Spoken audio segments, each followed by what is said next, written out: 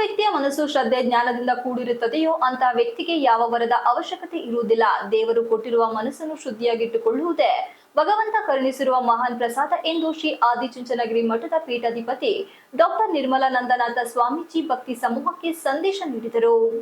ಚನ್ನರಾಯಪಟ್ಟಣ ತಾಲೂಕಿನ ದಾಂಡಿಗನಹಳ್ಳಿ ಹೋಬಳಿಯಲ್ಲಿರುವ ಶ್ರೀ ಕುಂದೂರು ಆದಿಚುಂಚನಗಿರಿ ಮಹಾಸಂಸ್ಥಾನ ಮಠದಿಂದ ಕುಂದೂರು ಗ್ರಾಮದ ಅಧಿದೇವತೆಗಳಾದ ಶ್ರೀ ವಿಶ್ವನಾಥ ಸ್ವಾಮಿ ಮತ್ತು ಶ್ರೀ ರಂಗನಾಥ ಸ್ವಾಮಿ ಮತ್ತು ಪರಿವಾರ ದೇವತೆಗಳ ಪುನರ್ ನಿರ್ಮಾಣಗೊಂಡ ದೇವಾಲಯಗಳ ಲೋಕಾರ್ಪಣೆ ಕಾರ್ಯ ಹಾಗೂ ಕುಂಭಾಭಿಷೇಕ ಮತ್ತು ಧರ್ಮಧ್ವಜ ಸ್ಥಾಪನೆಯೊಂದಿಗೆ ಜಾತ್ರಾ ಮಹೋತ್ಸವಕ್ಕೆ ಚಾಲನೆ ನೀಡಿ ನೆರೆದಿದ್ದ ಭಕ್ತರಿಗೆ ಆಶೀರ್ವಚನ ನೀಡಿದ ಶ್ರೀಗಳು ದೇವತಾ ಕಾರ್ಯಗಳ ಆಚರಣೆಯೊಂದಿಗೆ ಗುರು ಹಿರಿಯರನ್ನು ಭಕ್ತಿಭಾವದಿಂದ ಕಾಣುವುದರಿಂದ ಶ್ರದ್ಧೆ ಉಂಟಾಗುತ್ತದೆ. ಶ್ರದ್ಧೆಯಿಂದ ಜ್ಞಾನ ಲಭಿಸುತ್ತದೆ. ಶ್ರದ್ಧೆ ಜ್ಞಾನದಿಂದ ಕೂಡಿರುವ ಮನಸ್ಸನ್ನು ಮಲಿನವಾಗದಂತೆ ನೋಡಿಕೊಳ್ಳಲು ದೇವರ ಆರಾಧನೆ ಮುಖ್ಯವಾಗಿದೆ ಎಂದರು.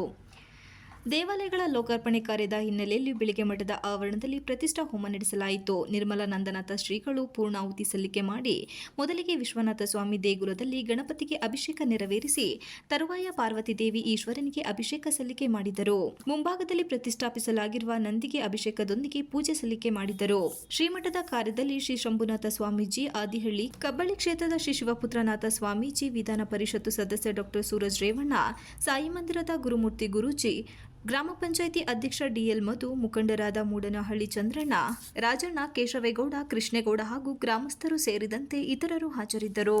Manjunath, IK, TV 46 Malenadu news, Channarayapatna.